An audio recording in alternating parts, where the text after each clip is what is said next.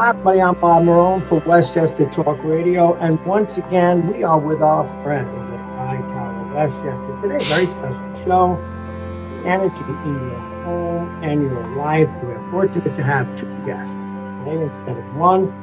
First, Richard Flahive, Chief Investment Officer and Partner at Hightower Westchester. And our special guest today, Ron Kamen. He's the founder and the CEO of EarthKind Energy Consulting.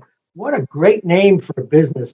Ron Kamen has decades of experience and leadership in catalyzing exponential change and sustainable energy adoption with government, nonprofits, and businesses.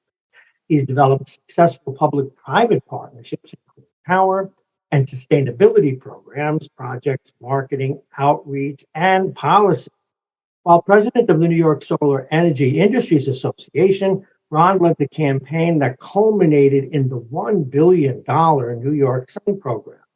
He built and managed successful wind power and solar energy marketing, sales, and public education campaigns, and is a recognized coalition builder with the renewable energy industry, distribution utility companies, energy service companies, they're called ESCOs, government leaders, and environmental organizations. He's a busy guy, as you can see. Now, Sustainable Westchester has retained Ron and his firm, EarthKind Energy, to create its clean transportation program, which moved Westchester to become number one in electric vehicles, and that's electric vehicles adoption in New York State. Ron was then asked to create a heat smart, not hard smart, heat smart program that secured over $1 million of New York State funding for clean heating and cooling, and gained the support of both U.S. senators, Westchester County Executive George Latimer, the full county legislature, and the Business Council of Westchester, as well as environmental and industry organizations. Ron, welcome to the Videocast. Can you talk about yourself even beyond what I just introduced you with and your firm, EarthKind Energy? Ron. Thanks so much, Bob. It's a pleasure to be here. It's You're a busy guy. I can retire now. After that read, I'm done.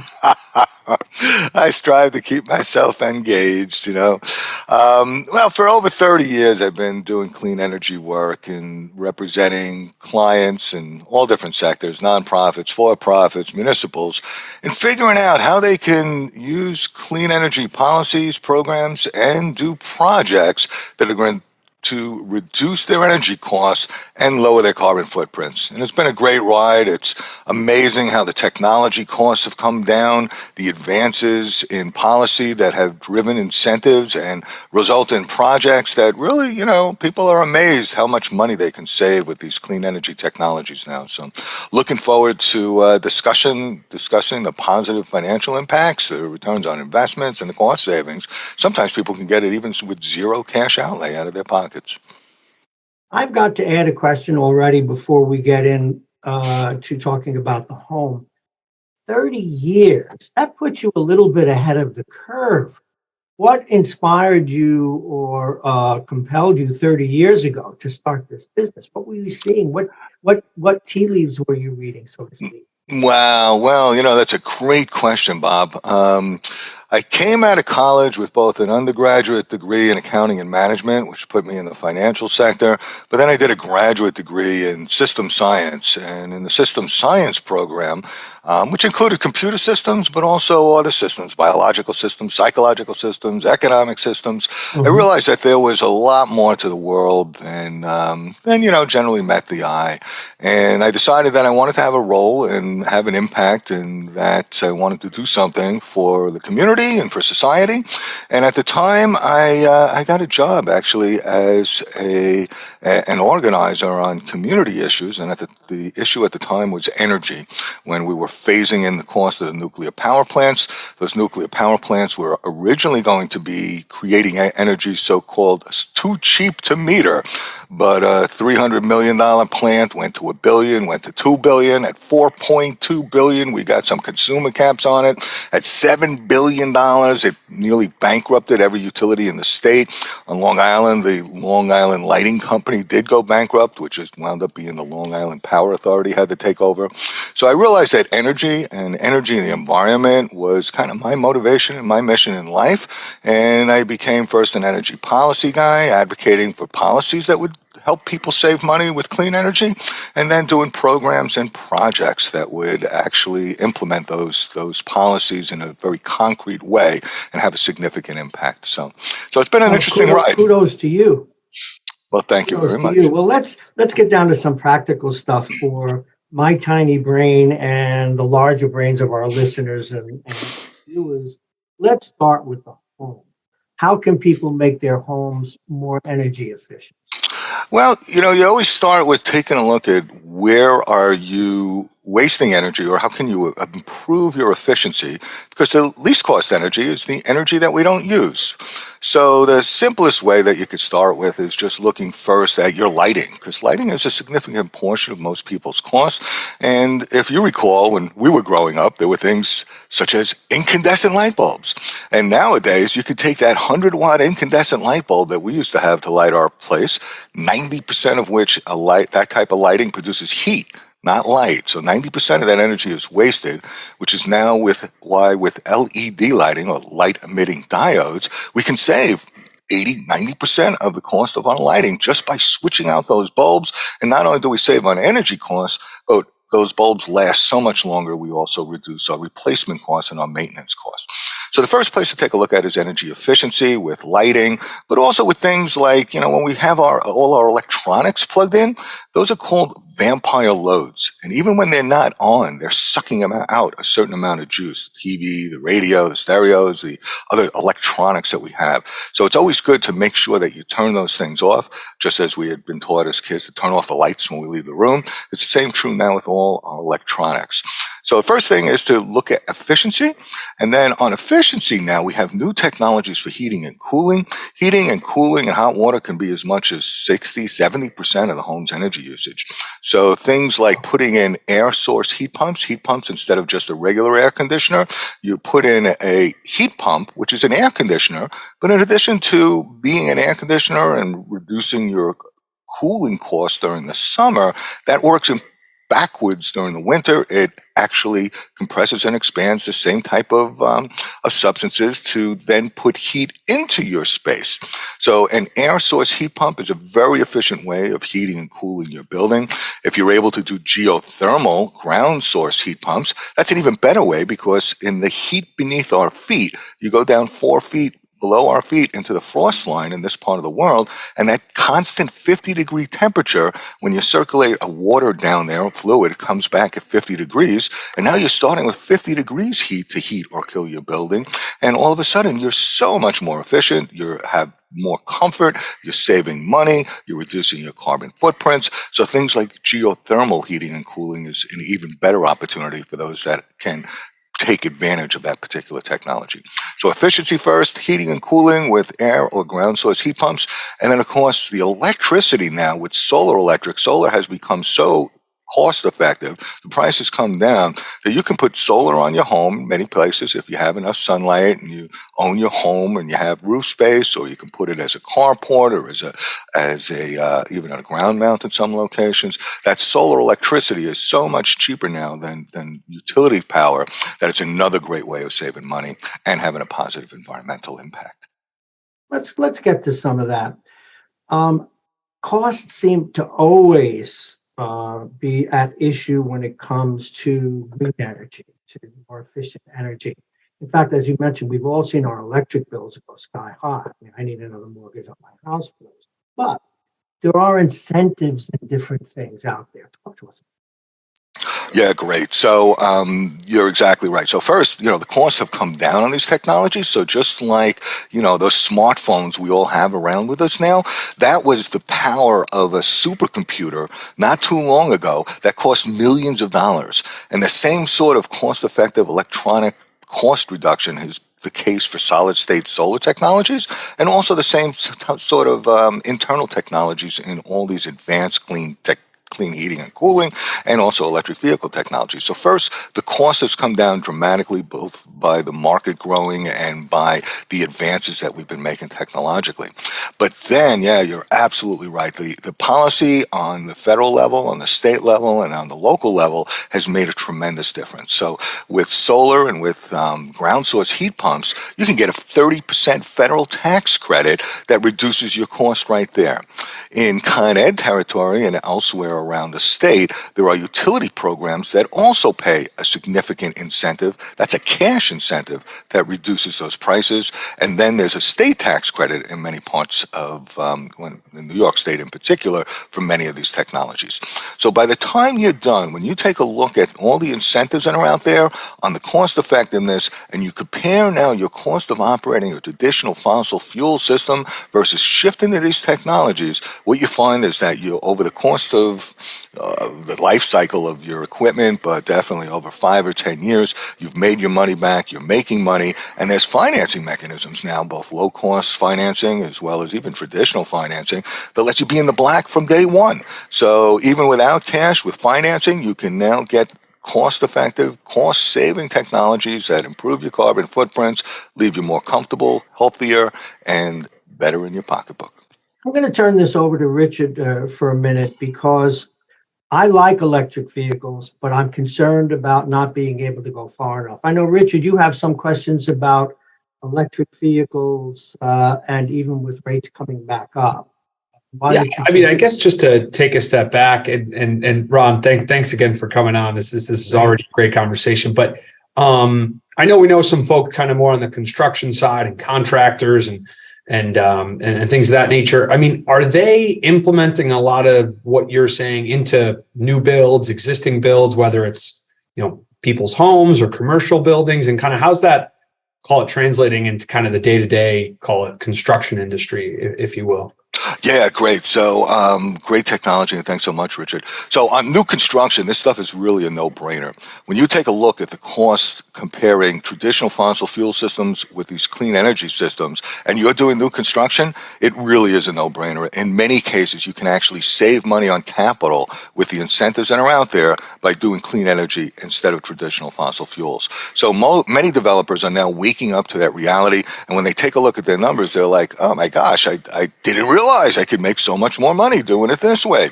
In addition, then, the cost of operating these systems is so dramatically less that you're looking at substantial savings, and the end-use clients are also asking for and many times demanding that.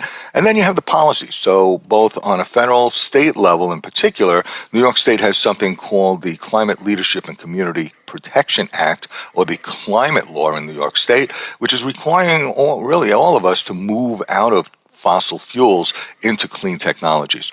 And there's many times local mandates for a certain percentage of electric vehicle charging stations to be included in these new projects. And again, many owners are requesting, or even sometimes requiring, that these technologies be incorporated, both for themselves, for their health, or if you're an owner or developer, for your tenants.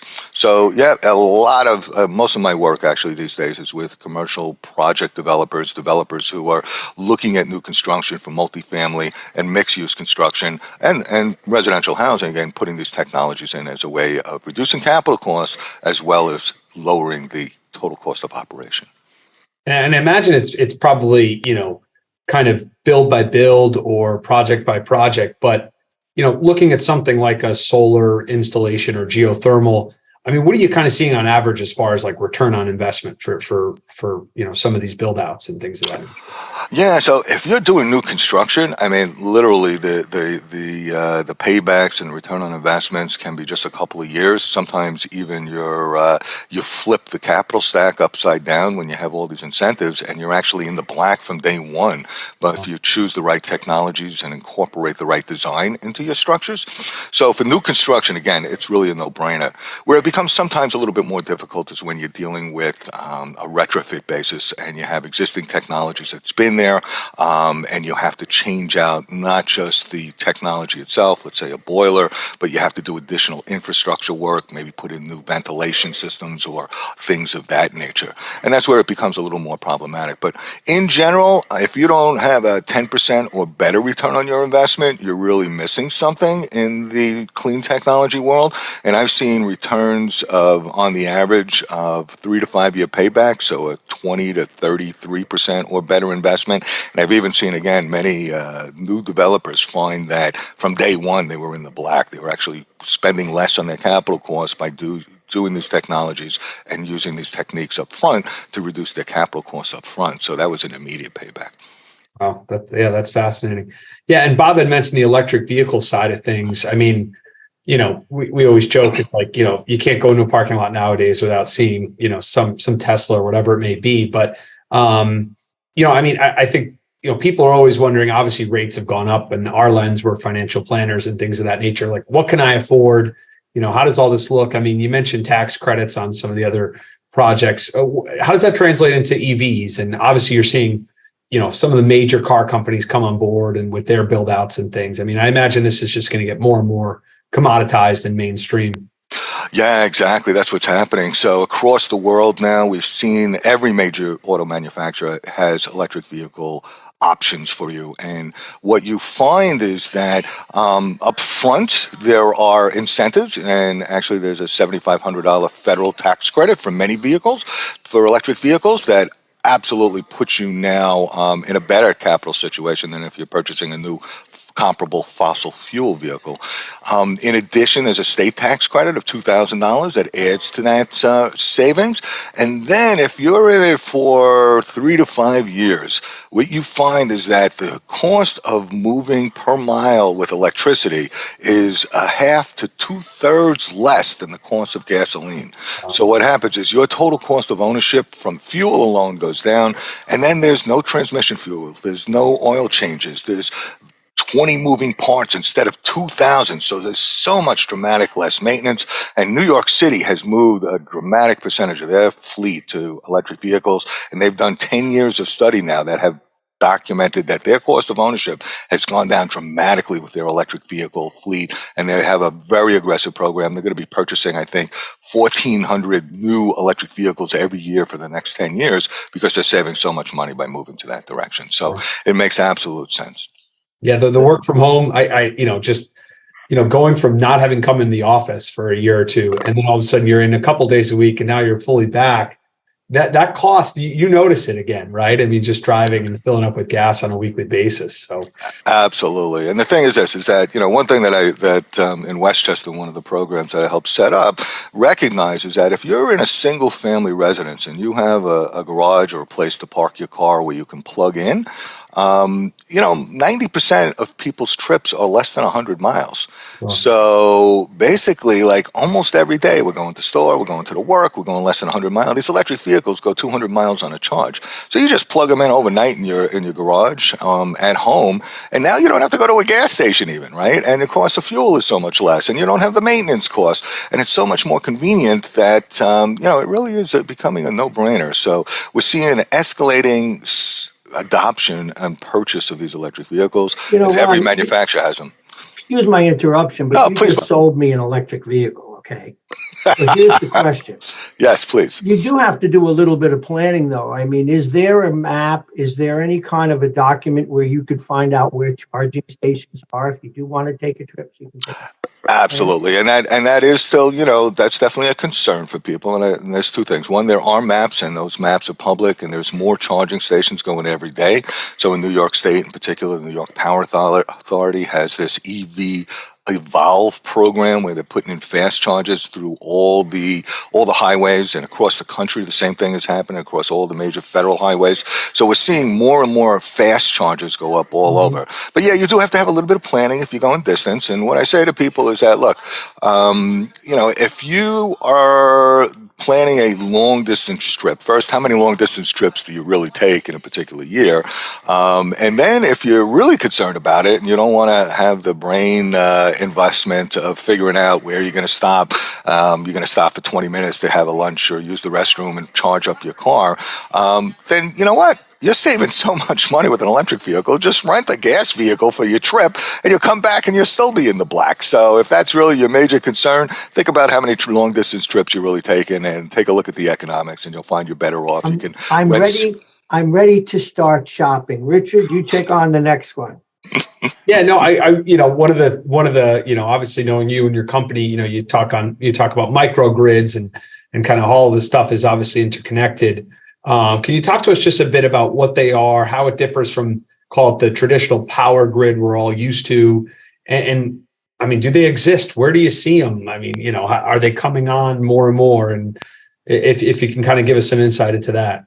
Sure. So we're all familiar with the electric grid. That's how we're all interconnected, all the wires that come to our different buildings to supply our electricity. We actually are in microgrids every day. Every time we get into a car or a train or a plane, that's a microgrid. You got a generating source. It's generally a fossil fuel that's creating not just the means to move you, but also electricity, right? That's the electricity that you have in your car or in the train or on the plane. So those are microgrids unto themselves. Where the concept of microgrid has now become more prevalent is when we're thinking about having our homes or our workplaces or our communities to be a standalone microgrid with its own either generating source or solar with battery storage supplying that electricity. And those are becoming more prevalent. What they do is they allow you to come in and out of the grid. So all of us are pretty familiar when the grid goes down. Many of us have generators, and that creates a little microgrid in our homes or in our workplaces that supplies the electricity, so that we're now having our own little grid that's supplied by a generator. The concept of a microgrid goes that one step further, uses not always clean energy technologies, but many times a generator that's solar with battery or other types of generation systems to let us basically have our own electric grid without having to rely on the utility.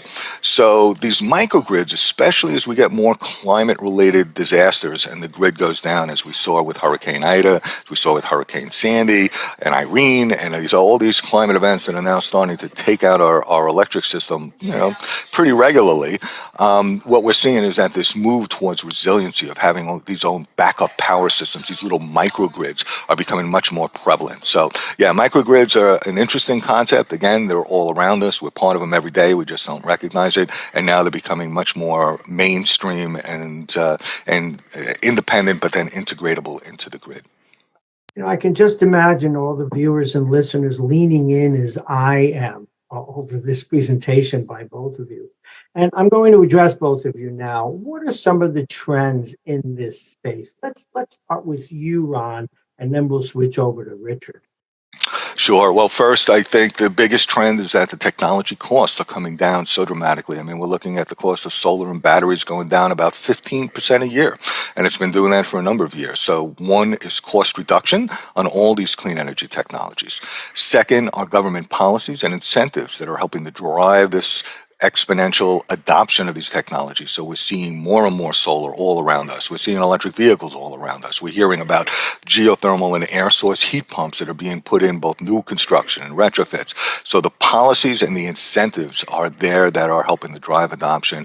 And then last but not least, I think there's a very clear growing concern, both on our generation as well as especially the younger generation, about the future that we're leaving here for our kids and future generations. And we're seeing that especially young people are really concerned about what's happening and want to see us, their parents and grandparents, adopting the technologies. So I think we're seeing more and more a cultural acceptance that this needs to happen, and an identification that what can I do to help make a difference. So we're seeing that adoption take place.